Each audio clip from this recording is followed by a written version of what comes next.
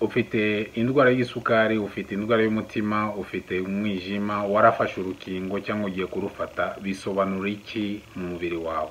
Nkunda kuvuga cyane cyane iyo akujemo ikintu kigiye kwinjira mu mubiri wawe, ni byiza ko tumenya iki kintu ni ikintu bwoko ki. None ufite indwara ugiye gufata n'iziriya nkingo, bikaba bisobanura iki ku buzima bwawe? Nibyo ngiye kubasobanurira ngaho.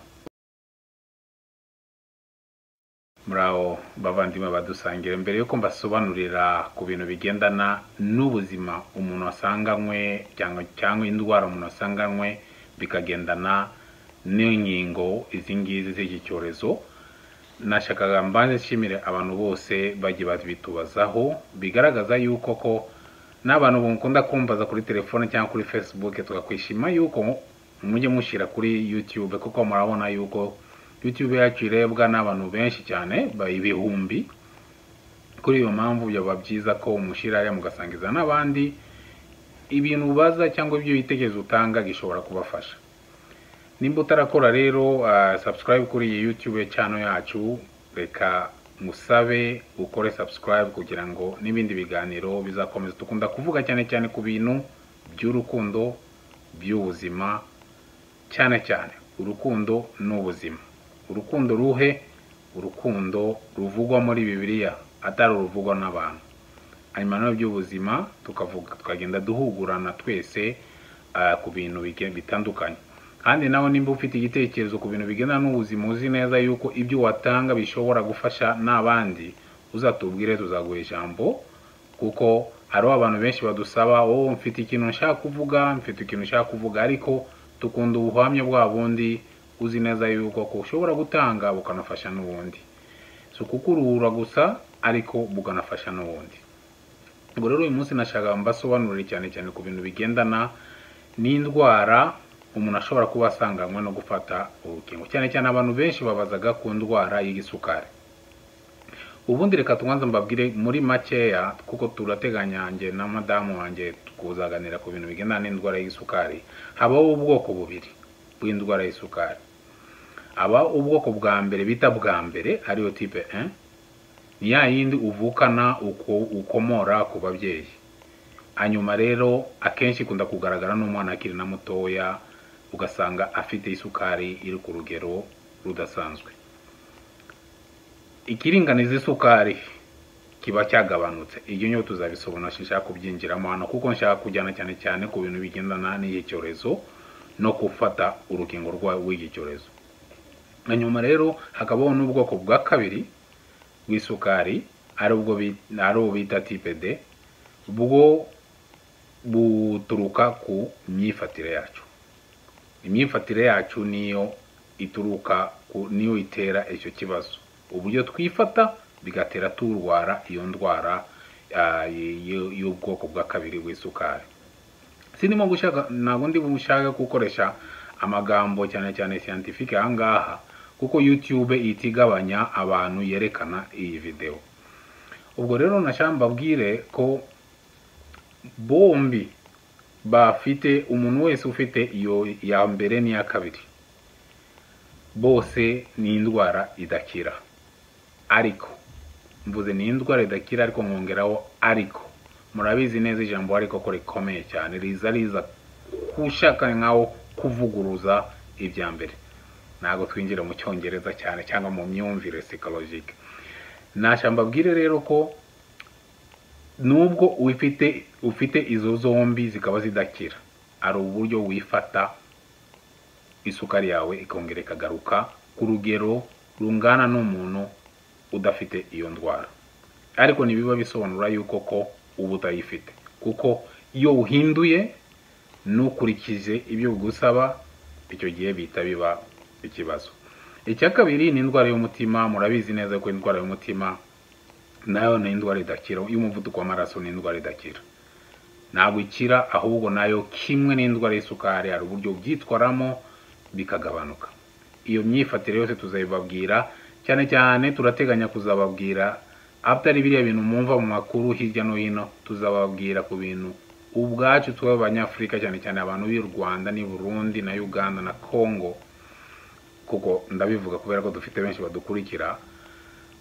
ibintu bidutera cyane cyane kugira ibibazo mu mibiri yacu tuzabiganiraho. Nkunda kuvuga ngo reka ikitubaho kitubeho kubera ko habayeho ikintu cy'impanuka atari kubera ko twabihisemo. Bibe kubw'impanuka atari uko twabihisemo. Rero izi ndwara zose tuvuze n'iz'umwijima, umwijima wo nzabiganiraho by'umwihariko kuri ya ndwara y'umwijima yaratwaye n'inshuti yanjye nkunda cyane. Navuga yuko ko yari umwe namufataga nka murumuna wanjye, yaramutwaye akiri mutoya, twabanaga i Nyamata.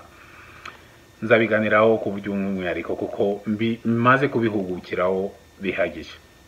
Izo ndwara rero zose n'izindi ushobora kuba ufite ugiye gufata ruriya rukingo bikaba bisobanura iki.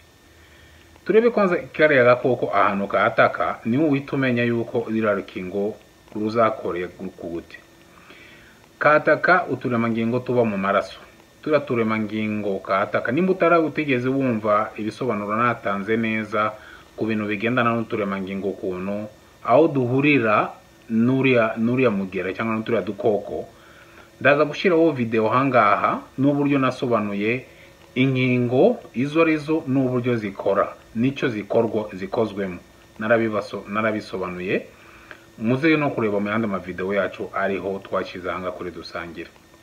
Maze rero amaraso, aho turiya dukoko dukunda amaraso kubera ko tuba dushaka kwinjira mu turemangingo kuko niho tuhita twigwiza. Iyo tukirimo hangaha nta kintu tuba tumaze cyane, ahubwo tuba dushaka kwinjira mu maraso, kandi bitewe n'uburyo imibiri yacu ikoze, byanze bikunze ibintu byinshi byinjira mu mibiri yacu bihera bikinjira mu maraso. Ubwo rero cyane cyane ibintu by'imigera, ututugera. Ubwo rero nashamba bwire yuko ututugera rero utekereza amaraso yawe kuba nka essence. Nkunda kubwira abantu mu presentation nkora no kumenya ko amaraso yacu aba ameze nka essence. Essence iyo utayifite imodoka nikora. Iyo yanduye nanone motere birivanga. Noneho utekereze rero amaraso nuko biba bimeze. Murabizi neza iyo ufite amaraso makeya ni ikibazo, wagira menshi ni nk'ukuntu umuntu aba ashize essence nyinshi muri reservoir ikameneka. Ni ukuvuga ko agomba kuba mu rugero rwayo. Rero nashaka kuvuga cyane cyane ibigendana n'aka gakoko iyo kamaze kwinjiramo hariya. None umuntu usanganywe ufite ikibazo cy'isukari, ufite ikibazo cy'umuvuduko w'amaraso, ufite ikibazo cy'umwijima n'izindi ndwara, uwo muntu iyo agize noneho ikindi kibazo cy'utugera tuza kwataka essence, murumva ko byaba ari ikibazo gikomeye. Kugeza uyu munsi nta muti urabaho wo gukumira kariya gakoko. Ikiriho uyu munsi ariho inkingo zikomeye z'ubwoko bubiri. Ubwoko bwa mbere bw'inkingo bukomeye cyane ni inyigisho, kwirinda uburyo ushobora kuyandura. Ubwoko bwa kabiri bw'inkingo ni izi nkingo zirimo gutangwa. Ubwo rero nashamba bwire yuko ko gufata uru rukingo niwo navuga yuko umuti uhari kugeza ubu ngubu. Sinkukanguriye kugira ngo ufate kuko ni icyemezo personnel, ariko abantu bambazaga ku ruhande rwanjye, ngewe narayifashe, nafashe inkingo zombi narazifashe. Kuzifata nta n'ikibazo nagize ikibazo cy'umuriro, kandi kugira ikibazo cy'umuriro ku rukingo rwa kabiri bisobanura yuko umubiri wawe urimo gutangira gukora neza, urimo gutangira guhagurutsa abasirikare kujya kurwana. Iyo bitabaye gutyo haba harimo akabazo. Ugomba kubwira ibintu byahinduka mu mubiri wawe. Ubwo rero nashamba bwire yuko ko ikintu mushobora gutekereza ku bigendana n'indwara, indwara waba ufite kugeza ubu mu bushakashatsi bakora kugira ngo izi nkingo zijye mu isoko, bareba cyane cyane, babikora cyane cyane ku bantu basanganywe bagira indwara, ziriya ndwara zitwa z'igihe kirekire cyangwa ziriya ndwara zidakira. Nuko bimeze. Mubyumve neza, numve yuko ko ufite indwara y'igisukari cyangwa umuvuduko w'amaraso, uvuge ngo nifite indwara idakira, ari uburyo nababwiye yuko ko uyigabanya kandi ukayitwara neza. Babyita nashaka kuvuga mu cyongereza ariko wenda YouTube irahita bitahura, ariko babyita uburyo bwo kugenga ubuzima bwawe. Burahari kandi ukabaho kimwe n'abandi. Ibintu byose nahangaha mu mutwe. Niyo mpamvu rero ni byiza kumenya yuko ko iyo ufite indwara runaka ushobora kugisha inama mbere na mbere umuganga wawe, akakugira inama, cyangwa ugashaka umuganga akakugira inama nimba ari ngombwa ko ufata urukingo. Ariko kugeza ubu ngubu nta kibazo na kimwe, nta ndwara n'imwe umuntu ashobora kuba afite ku buryo yavuga yuko ko adafata ruriya rukingo. Ahubwo bigaragaza yuko ko gufata ruriya rukingo ni ibintu byiza cyane. None kubera iki abantu bafata urukingo bakakomeza babategeka kwambara udupfukamunwa, bakomeza kutwambara? Kubera iki? Ni ikintu kimwe. Hano ahangaha aho bita mu nzira y'umwuka cyangwa y'ubuhumekero, ushobora kuba warafashe inkingo. Nkanjye nshobora kuba nafashe inkingo, ariko nahura n'umuntu ufite ubwandu bw'ubwo bukoko butera icyo cyorezo, wanyinjiramo bukaguma ahangaha. Nahura n'undi muntu utigeze wikingira, nkahita mvuga turiya ducandwe duto tutarebesha amaso, tukamwinjiramo akandura. Niyo mpamvu kugeza ubu ngubu bavuga yuko ko ni byiza gukomeza gukurikiza amabwiriza kugezaho nibura abantu benshi bashoboka bamaze kwikingira. None akandi kabazo nashaka gusubiza umuntu wambajije ngo kubera iki muri Amerika noneho inkingo ubwandu bwagabonetse cyane, birimo guterwa n'iki? Burimo guterwa cyane cyane n'ibintu bibiri. Ikintu cya mbere nuko abantu benshi bitabiriye gufata urukingo. Icya kabiri ni iki ngiki, ngira ngo nkuko mubibona, murabona ko iki ngiki ni ikintu cya mbere gikomeye cyane kigabanya umuvuduko w'ikiriya cyorezo. Kubona ahantu bapima ku buntu kandi ku buri muntu wese, kuko iyo umenye ko uyifite ufata ingamba, iyo umenye ko uyanduye ufata ingamba, n'abandi bakamenya uburyo bakwirinda. So ni byiza cyane, ariko murabizi neza yuko mu gihe atarimo kwipimisha bikiri ibibazo ahantu henshi, cyane cyane mu bihugu byacu muri Afurika, ni ikibazo cyane kuko bisaba kuyikora mu mufuka ugatanga amafaranga yawe. Ariko mu gihe hazaba kwipimisha bikaba biri ku mafaranga makeya cyangwa ku buntu, bizafasha cyane.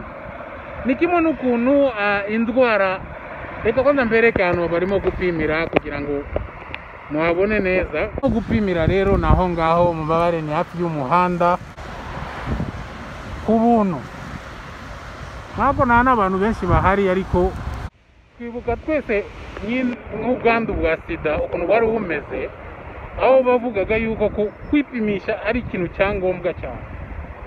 Ubwo rero murabona ko ahangaha bapima ku buntu, naho ngaho mubona muri udo tuzu. Impamvu rero imwe nababwiraga yuko ko ubwandu bwaragabanutse ni kubera ko cyane cyane hariho abantu benshi bipimishije, bakipimisha bataranarwara, bigatuma bamenya. Kuko murabizi neza cyuko iki cyorezo ushobora kumara iminsi 7 wayanduye utabasha kugaragaza ubwandu. Nuko bimeze rero, iyo ngiyo niyo kintu cya mbere cyatumye ubwandu bwagabanyutse ahangaha muri iki gihugu. Iya kabiri yatumye ubwandu bugabanuka ni iriya nababwiye kare, y'abantu benshi bashobora kuba bamaze kwikingira.